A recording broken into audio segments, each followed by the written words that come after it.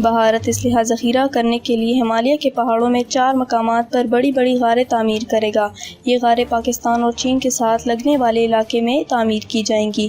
Kashmir media service کے مطابق بھارت سے شائع ہونے والے انگریزی روزنامے ٹربیون نے اپنی ایک رپورٹ میں لکھا کہ یہ غاریں بھارتی فوج اور national hydro power corporation NHPC باہم مل کر تعمیر کریں گی، اور اس حوالے سے دونوں نے مفاہمت کی ایک رپورٹ پر دستخط بھی کر لیے ہیں۔